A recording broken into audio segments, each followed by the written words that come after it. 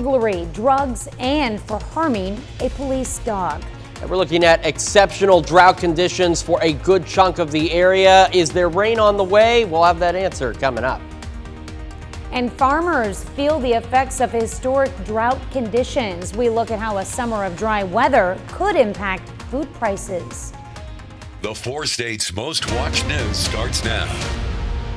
A Southeast Kansas man is sentenced to prison for a string of crimes, including burglary, drug possession, and inflicting harm on a canine officer.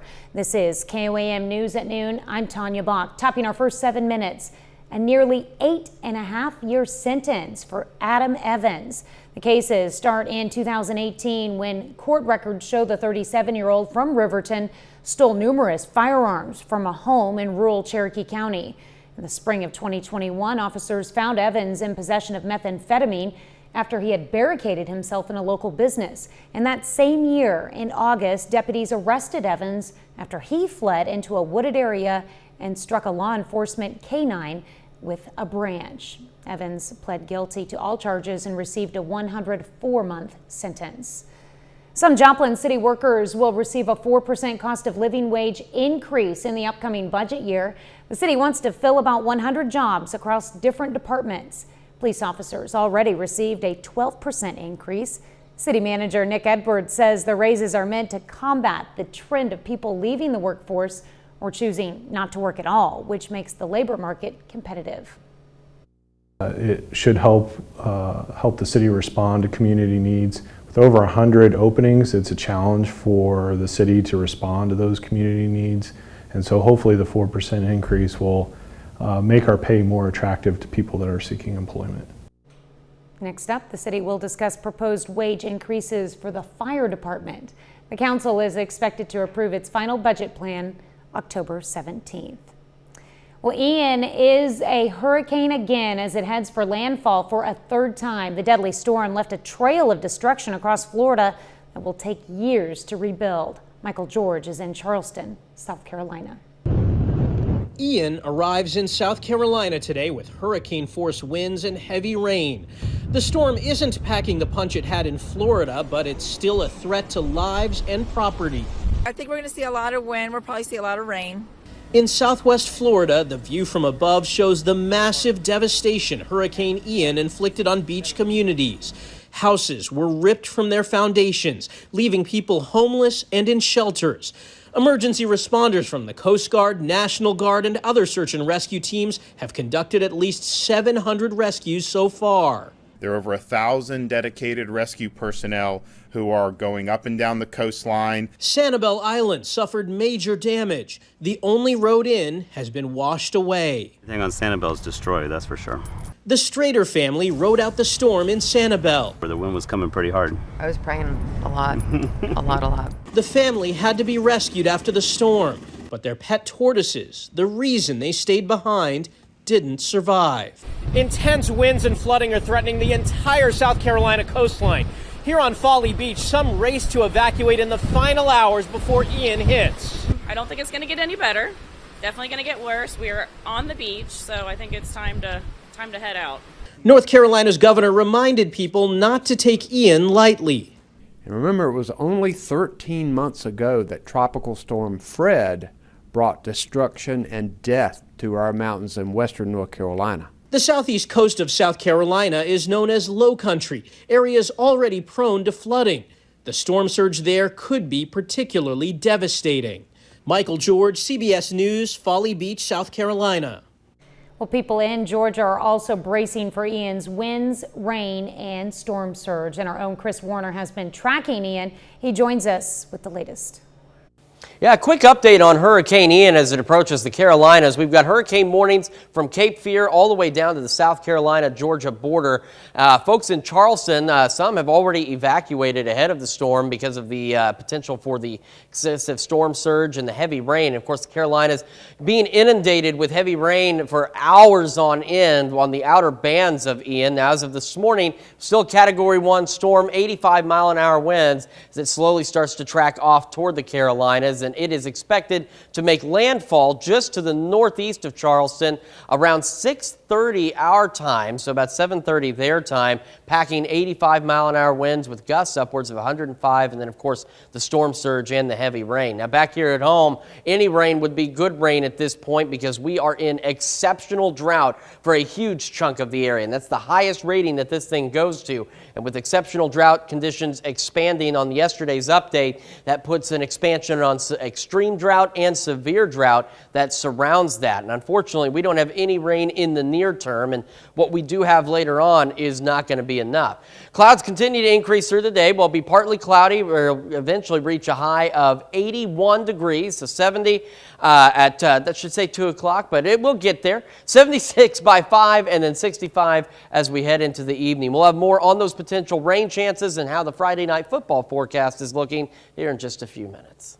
All right, thanks, Chris. Well, it's been a difficult past few months for farmers, and countries across the globe suffered through drought this summer, and that's likely to make a trip to the grocery store more expensive. Bradley Blackburn explains. Sweet corn, tomatoes, peppers. Fourth-generation farmer Jim Abma knows you have to adapt to survive. You have 2 lines of drip that run right where the plants sit. He installed a costly irrigation system at his New Jersey farm to bring water to the roots of his crops. The water line has been a lifeline. If you didn't have this, would you be able to get through the season? Not this year. Up until recently, we've only had 1.7 inches of rain from May through pretty much Labor Day. Drought hit farms across the country this summer, from corn and soybean crops in Kansas. The spigot just shut off and it just stopped raining. To wine grapes in California. We've never seen drought like this. We've never seen warm years and early harvests like this. Even with irrigation, Abma's crop yield is down significantly. And that comes to smaller ears of corn, smaller tomatoes, just the result of a stressed out plant. And it's worse in the West. An American Farm Bureau survey of western states finds average crop yields could be down 38%. Wells Fargo economist Charlie Doherty says the supply hit will likely reach grocery stores where prices are already rising. Extreme weather has become more frequent, more widespread, and more costly. And if that continues, that threatens to keep food prices persistently high. The drought just adds to farmers' challenges like higher fuel prices, labor costs, even more expensive packaging. So even though people are paying more for their food, we're getting less of a margin for it because of our inputs. A tough time for growers that's now moving through the food chain, from the ground all the way up.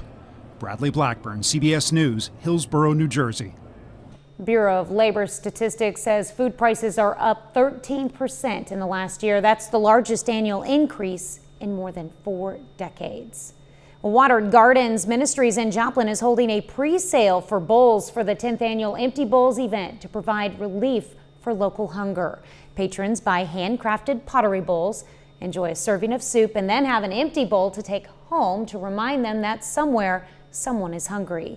The bowls are created by local artists. More than 20 local restaurants are signed up to donate 5 gallons of soup each for the event in November. Funds from the event go to support organizations that feed people in the area. That's a look at today's top stories and weather in our first 7 minutes. Up next on KOAM News at noon, the feathers are flying in Australia as crafty cockatoos battle humans over roadside trash cans. And later we're making a blue cheese topper in the Mr. Food Test Kitchen.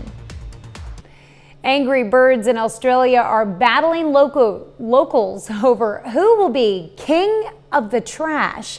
As CBS's Ian Lee reports, the escalating conflict has even caught the attention of scientists. These may seem like beautiful white cockatoos, but they're ruffling feathers down under. Loud, very persistent.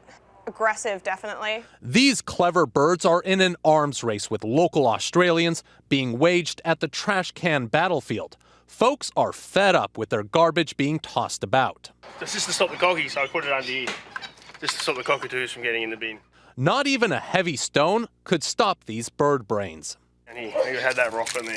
Somehow they moved it. I don't know how, it must have taken 5 or 6 of them, but yeah, they definitely moved it. The flying feathers eventually caught the eyes of scientists. A study looked into how the birds tried to break into more than 3,000 trash cans. They observed how the cockatoos created traditions by watching and learning from people tossing their trash, then passing on that knowledge. They have a certain capacity to problem solve, and we know they are super curious and they like to explore.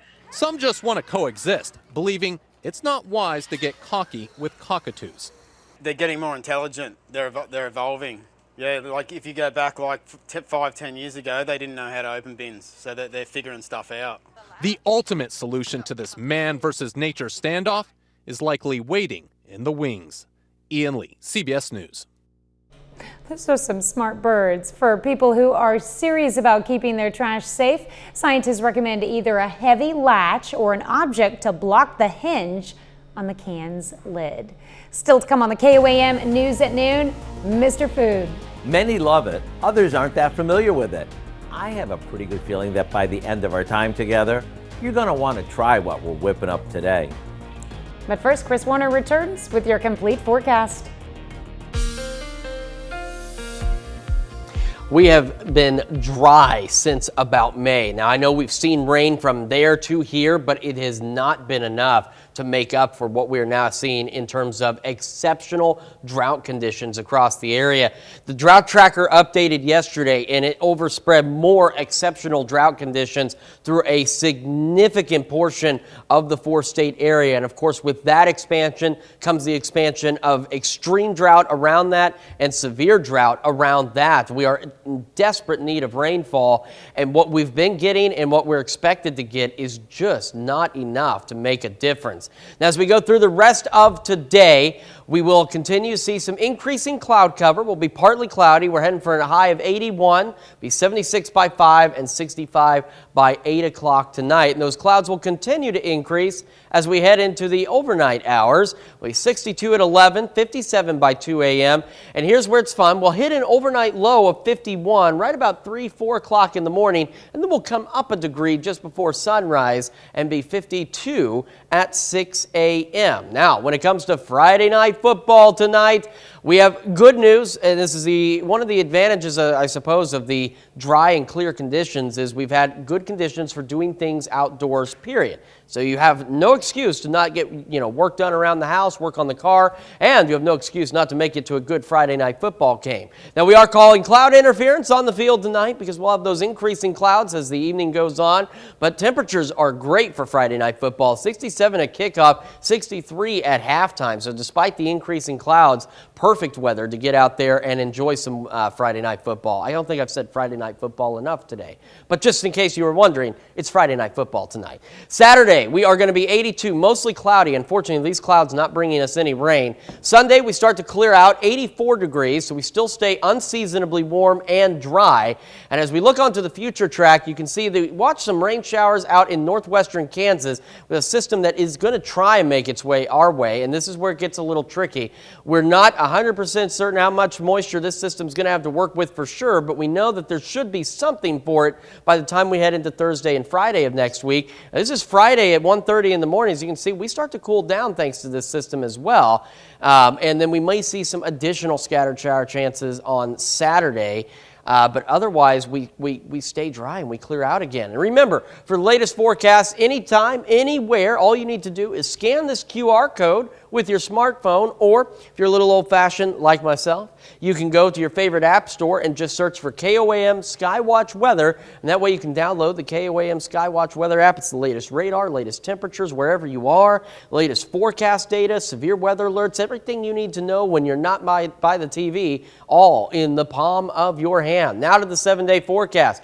Again, through the weekend, we continue to warm up into the mid-80s. We clear out. We're dry Monday and Tuesday, and then it's Wednesday and Thursday that we start to watch for those slight shower and thunderstorm chances. And again, they're slight, but they're there, and any rain we can get, we will certainly take. As you see, our overnight lows, though, as the temperatures warm up during the day, they warm up too, and they start to become unseasonable as well. 63 Wednesday night, but we cool back Friday to 75. I can handle those temps. Thanks, Chris. We take this time to honor today's four-state heroes, Specialist Paul LeTurner in the U.S. Army. The soldier from Galena, Kansas, joined the 170th Engineer Combat Battalion in 1943. He was stationed in the southern Philippines and fought in the South Pacific from 1944 to 1946. LaTurner earned the Bronze Service Medal, the Asiatic Pacific Service Medal, the Philippines Liberation Ribbon with 2 bronze stars, and the World War II Victory Medal. To Paul LaTurner, we thank you, our 4-state hero.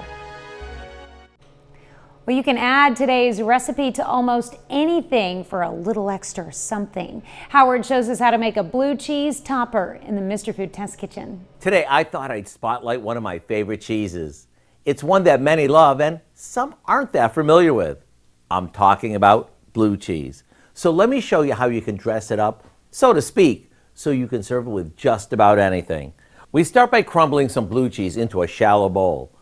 The key is to make sure you buy a drier variety, which tends to break up easily rather than clumping.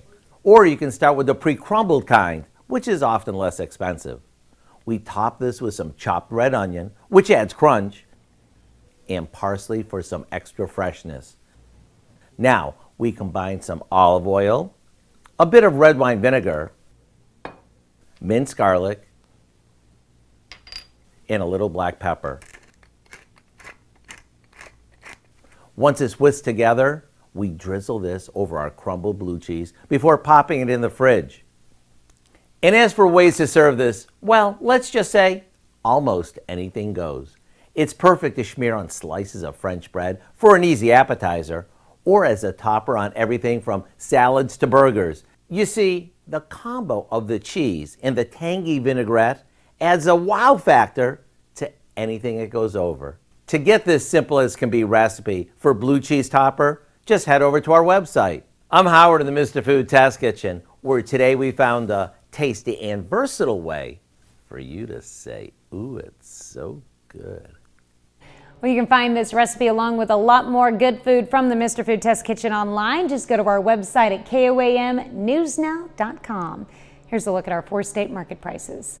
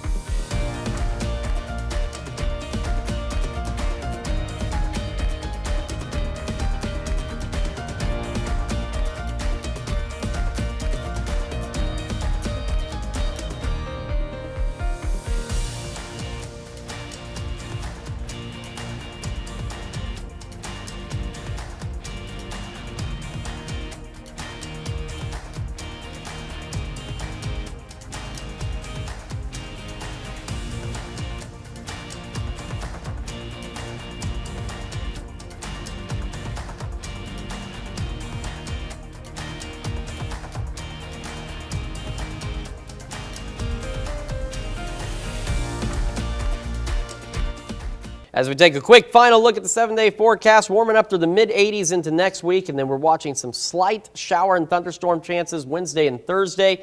They're slight, but it's rain, and any rain we can get is better than no rain at all. And in addition, they also bring our temperatures down to only 75 on Thursday.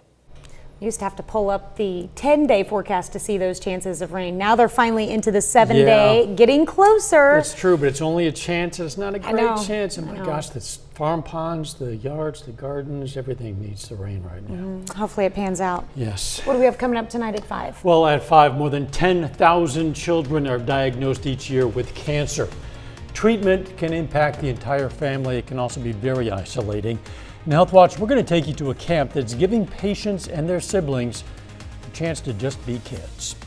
Plus, Jasper County Juvenile Center is the first in the state to use radio frequency technology to track teens at the center. And Iola School District becomes a Special Olympics Unified Champion. You'll find out what that means and what the school has accomplished in its honor. Join us for those stories. A whole lot more, of course. It's all coming up today on KOAM News at 5. All right. Thank you, Dow. Thanks for joining us for KOAM News at Noon. We'll see you right back here at 5 o'clock.